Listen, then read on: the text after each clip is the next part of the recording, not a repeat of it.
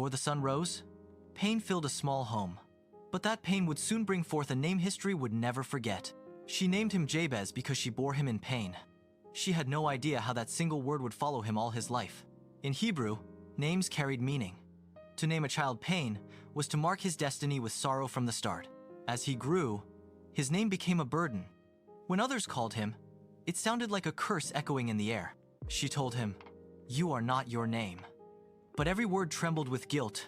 She feared her pain had shaped his destiny. He learned early that pain could isolate, but also strengthen. The boy grew into a man who bore hardship quietly. His quiet excellence spoke louder than his name. People began to notice his honor more than his birth story. In a world that remembered sorrow, he practiced goodness. His life began to rewrite his name. He often looked toward heaven, wondering was he truly destined to cause pain, or could God change his story? That morning, he broke the silence. "Oh Lord," he whispered, "bless me indeed, enlarge my life, and keep me from pain." He asked God to bless him not with riches, but with purpose, to make his life count beyond his painful name. "Let your hand be with me, and keep me from evil, that I may not cause pain." His voice trembled, but faith steadied his heart. Something changed within him.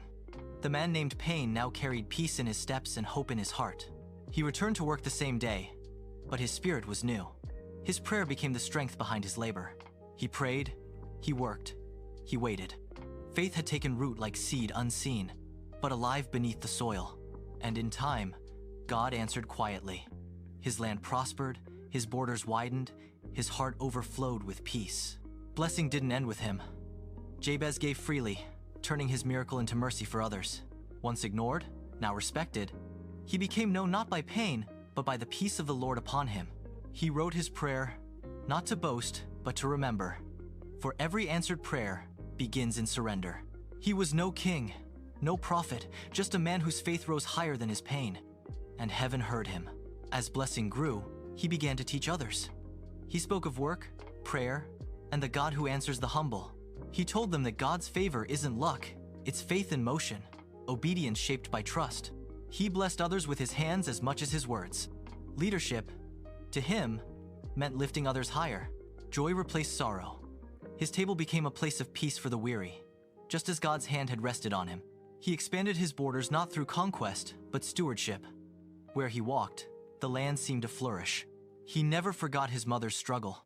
To ease another's pain was his greatest form of worship. To strangers and friends alike, his kindness spoke of a God larger than borders or names. He believed wisdom was a gift to share.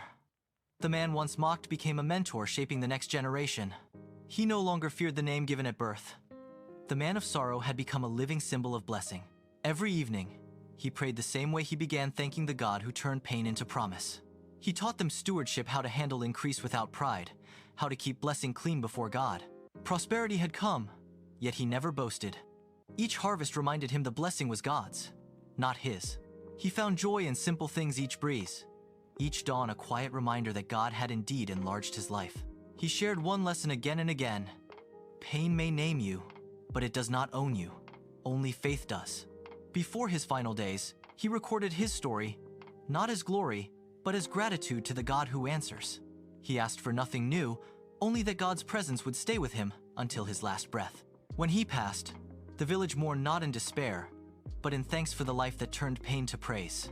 Long after he was gone, his prayers still echoed across time, an inheritance of faith passed from voice to voice. Even the recorders of Scripture paused at that line, marveling at how faith rewrote destiny. His story became a living parable. That even the smallest prayer, when true, can change the course of a life. Through generations, his words lived on, read aloud in temples and homes, a whisper of hope in the hearts of Israel. Parents taught their children his prayer not as superstition, but as faith's confession. God can still bless and protect. Even strangers repeated his words, not knowing the name, only the truth behind them. That blessing begins with compassion. When the recorders reached his name, they always slowed, as if sensing that pain had met grace on that very line. Scripture carried his prayer across ages, unbroken, unchanged, a thread of faith woven into time itself. Long after Jabez, countless others prayed the same way, trusting God to enlarge their hearts and steady their steps. They prayed as Jabez prayed, not to escape pain, but to transform it through faith in the living God. The story of Jabez pointed forward to the greater grace that would come through Christ. where every wound finds healing.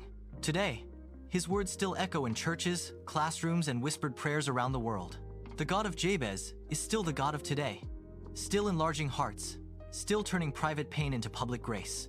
And still, across centuries, believers rise each morning to whisper the same words, "Lord, bless me indeed." The story of Jabez still teaches hearts to kneel, to ask boldly, not in fear, but in childlike trust. Pain still names many stories, yet God still writes new endings for every heart that turns toward him. The same God who answered Jabez still stretches his hand toward every soul that dares to believe. From parchment to prayer rooms, from dust roads to city streets, his faith still walks among us. His story still inspires new voices to rise, storytellers, teachers, and dreamers who remind the world of grace. Through Christ, every prayer of Jabez finds its fullness not just in enlarged land, but enlarged hearts and eternal hope. Blessing is not measured in things we hold, but in the light that grows within when we walk with God. The man called Pain became the man of praise. His story still whispers, God grants the prayer of faith. From pain to purpose, from sorrow to strength, Jabez reminds us that God still rewrites every story that begins with prayer.